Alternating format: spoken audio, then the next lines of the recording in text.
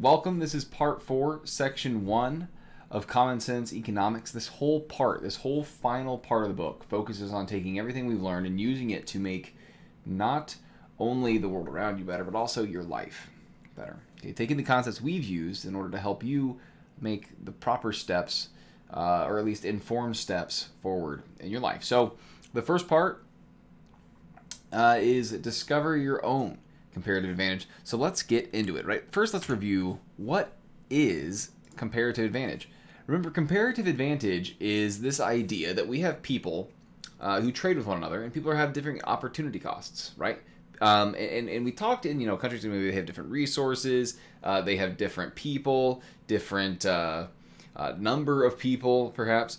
In the same way, people have comparative advantages, yeah? You and I have comparative advantages, and finding out what you can do really well, or what you don't mind doing all that much, that can help you develop a comparative advantage, right? Because if you do something that others don't want to do, or you do something that others really, really want you to do, that you're really good at, you can specialize that, and you can benefit from doing that. And when you are specializing in it, you can then make only that thing and then trade for what you need, right? This is the idea of comparative advantage. So now it's not just countries, we're applying it to you as well. So individuals gain when they trade with one another, and you can gain when you exploit your own comparative advantage, right? Doing what you're really good at doing relative to others, right? You don't have to be a basketball player in the NBA to have a comparative advantage, right? You just have to do something that others value relative to how much you don't mind doing it, right? Even a person that works on an assembly line in a factory somewhere, they are exploiting their comparative advantage, because there are people that don't want to be on a factory assembly line, right? I don't want to be on a factory assembly line, right? So because of that, those people are being able to get paid quite a pretty penny, okay? So, what can you produce value at a lower cost than others, right? So, because that person I just brought up on the assembly line, we might as well keep talking about him. Because that person on the assembly line doesn't mind working on the assembly line, they are able to do it at a lower cost. For me, it would cost me a whole lot, right? My time, I don't want to be doing that, right? I'd be much more annoyed, so it would cost me more, right?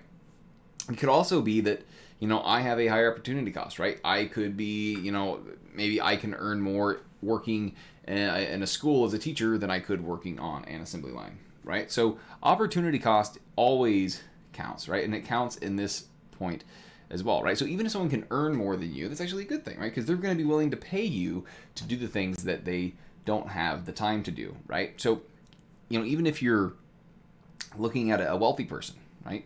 They have all sorts of things that, because they can earn so much more doing something else, they're willing to pay people to clean their house, to mow their lawn, and so on, right? And this enables people to specialize. People that are good at mowing lawns will mow lawns. People that are good at cleaning houses will clean houses, right? So when we specialize, this then enables us to, do that one thing really well. And because we're really well at doing it, we'll be rewarded greatly for it. And we can use that then to buy whatever else we need, right? We don't have to do everything on our own, yeah? So the trick here is to find things that you're good at and that you enjoy, right? Because then, they have the old adage, right? If you do something you enjoy, you won't work a day in your life. And the idea here, behind that whole statement is just you're not going to feel like you're working, right? And therefore, your opportunity cost isn't anywhere near as high, because if you enjoy what you're doing, A, the time goes by faster, yeah, so you have less of a cost there as far as time goes, and B, yeah, sure, you could maybe be, staying at home, but you'd be just bored if you were at home, right? You'd much prefer to be at work, yeah? So try to find things that you're good at that you enjoy. Alrighty, so let's go ahead and go on to this here. And he brings up a good point that I haven't talked about yet. So let's go ahead and watch this Steve Jobs advice. He essentially, says the same thing, do work that you enjoy, but he brings up a very good point. So let's give it a listen. Just kidding. Now let's give it a listen. There we go.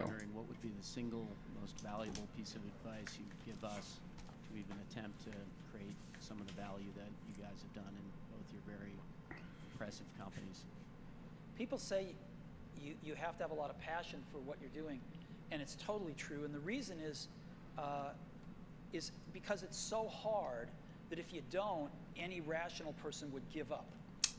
It's really hard, and you have to do it over a sustained period of time. So if you don't love it, if you're not having fun doing it, you don't really love it, you're going to give up. And that's what happens to most people, actually. If you really look at at the ones that ended up, being successful, unquote, in the eyes of society, and the ones that didn't. Oftentimes, it's the ones that are successful loved what they did so they could persevere when it got really tough, and the ones that didn't love it quit. So the whole point here is, what's the point of doing something that pays a whole lot if you're not going to be able to do it for forever, right? And that may be the point, right? You maybe think, I'm only going to do this for this season of my life, and I'll be able to move on, and because of that, I'll have more money to help me do the thing that I really do enjoy.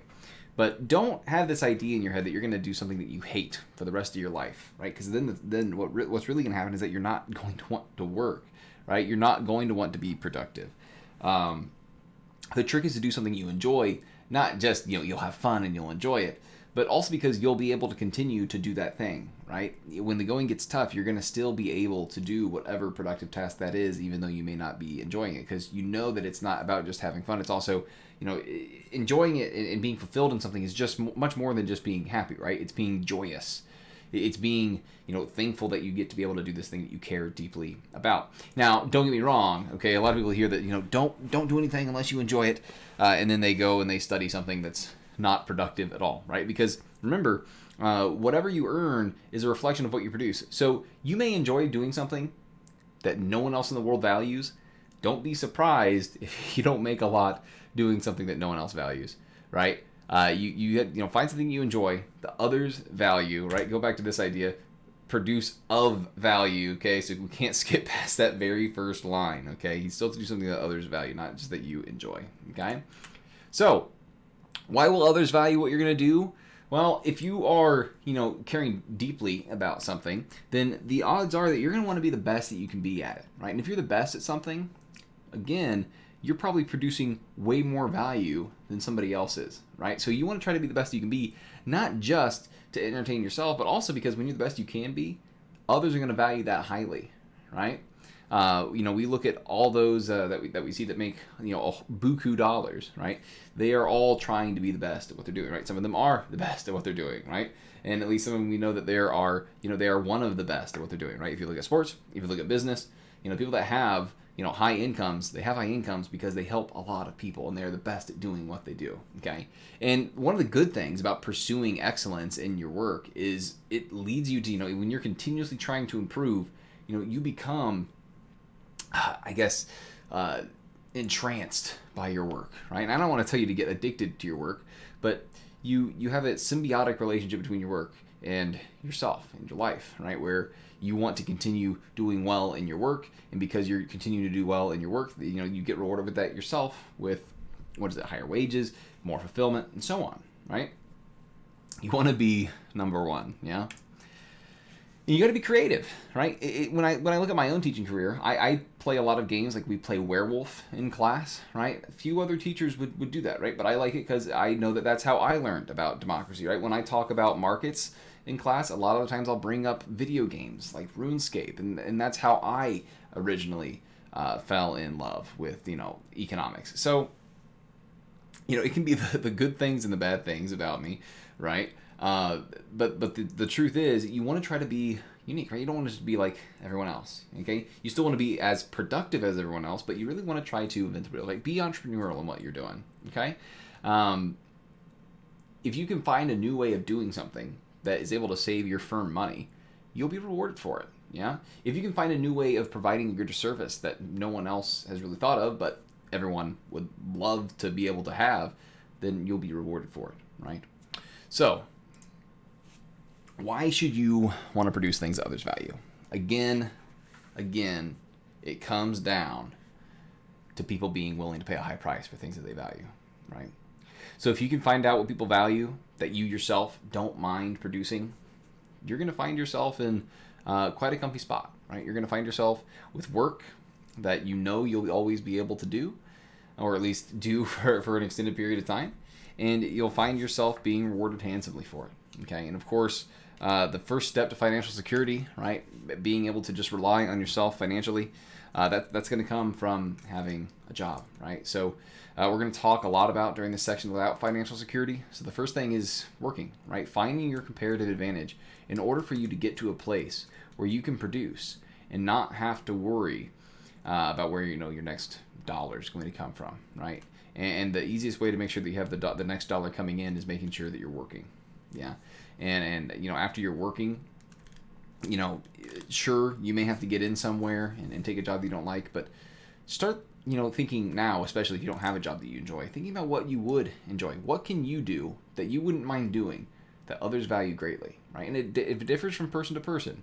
Yeah, some people are okay working on assembly line, some aren't. Some are fine working in a steel mill, some aren't, okay? So figure out what you want to do, all right? Because once you're able to earn those dollars, there are, some great perks that come with, financial security. Financial security, for me, the way that we'll define it is, having such a high income and managing your money so well that not only are you able to buy the things that you want, but you're able to discipline yourself in such a way that you're able to cover all the things that you need to purchase in order to survive, right? Your mandatory expenses. And then you're able to control the other spending, right? That stuff you have left over. And you're able to manage it in such a way that you're going to be able to provide for yourself, when you're not working, right? So those that are entrepreneurial, those that manage their money well, those that have higher savings rates, higher investment rates, they're going to find themselves living better lives because they're able to provide a higher income for themselves in the future, right? This will enable them to retire easily, retire earlier. This enables them to give to the causes that they like more, and I kind of laugh about giving. Many of the much of the giving that happens today isn't really charitable. I think a lot of giving happens, with content creators, right? I mean, so if you even want to, buy the things that you want to support, hobbies that you support, you'll have more discretionary spending to spend on all sorts of hobbies that you enjoy, as well as spending on creators that you enjoy, yeah. Or, giving to the more stereotypical charities that you would enjoy supporting, right? The causes that you want to see succeed, yeah. And with financial security, you're also much less stressed, which leads to better health. You're also able to afford more health care, which will enable you to live a healthier life. You also have, we talked about this already, leisure and recreation, and you'll have more family time, okay?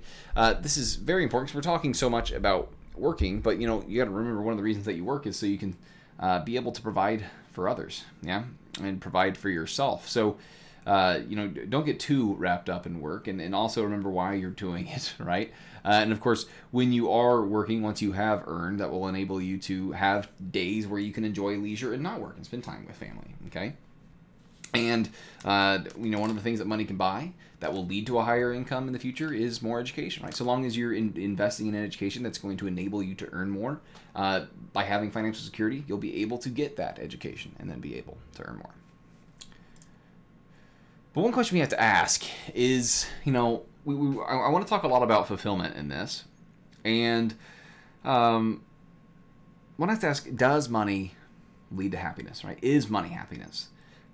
There's been studies that have shown that a person earning more money does tend to make them happier, up to about $90,000. And it just so happens that at $90,000, that's when money starts to kind of lose its usefulness as far as buying your needs, right? Once you're at $90,000 for a household income, you kind of have cars taken care of relatively easily. You have your house relatively taken care of pretty easily. Food taken care of pretty easily, right? For not just you, but all those that are dependent on you. So after $90,000, with more money comes more assets that you have to manage, more stress even. So I think after $90,000, it actually starts to there's been studies that have shown that at a certain point, I think it's right around $90,000, that money actually starts to make you less happy, which is kind of interesting. I would have to find those studies and maybe bring them up in class. Anyways, there's this great quote by Viktor Frankl. He was a Jew inside of a concentration camp, and they had taken everything away from this man. Right? They'd taken his clothes, they'd taken his freedom, or at least his worldly freedom, his freedom of his body. But there was one freedom that could not be taken away from him. He says, everything can be taken away from a man but one thing, the last of the human freedoms, to choose one's attitude in any given set of circumstances, to choose one's own way, right? So we all have a choice on how we're going to react, right? No matter how much money we have, right? Whether we have a lot or little, we can all choose to be happy, right? And I mean, it is a it is quite the extreme mindset, right? For him to be in literally the worst situation that humanity has ever inflicted upon another part of humanity, right? And he still said that he could choose to be happy in that, right? So if he can do it, I think I can do it when I when I get rained on or something, okay? And I think you guys can hopefully do the same. So if money isn't happiness, does it help at all? Well, again, that study that I said, it's not going to provide you with fulfillment. Money does help, right? Up to that $90,000 amount, certainly money does help, right? You give a person that has no money to having some money, that money will help them to be, happier, or at least to live their life easier, right? It'll help you get into a career that you can pursue, right? It'll help you provide for your basic needs. But at a certain point, of course, earning money for earning money's sake, that's not going to lead to happiness, right? If anything, it's just going to give you more, oh gosh, what's that word? Maybe more anxiety about your assets, more frustration with what you have to manage, right? So it may just be better for some people to just live a modest life, to be able to buy the things they want to buy, and not have to go and endlessly chase these little pieces of paper, right? So we have to look at what creates happiness. It's not money, yeah. It's fulfillment, right? Fulfillment is feeling like you're living the life that you want to live, right? And this video here I can't play because it's 15 minutes long, but it's a great video on millennials in the workplace. But I think it will also work, for the current generation going through high school. It'll work for you Zoomers. I highly encourage watching this. Just go and click the PDF on the slides that are linked in Canvas, and it'll play this video. It really talks about fulfillment and what fulfillment looks like. Yeah, not just the quick and easy dopamine hits, but the truly being happy. And truthfully, it comes from relationships. It comes from building yourself up, building experience. Building a repertoire of skills and doing something you truly enjoy. It's not about those green pieces of paper, okay? So the cool thing is about the reality that we live in is that the success that you earn via work.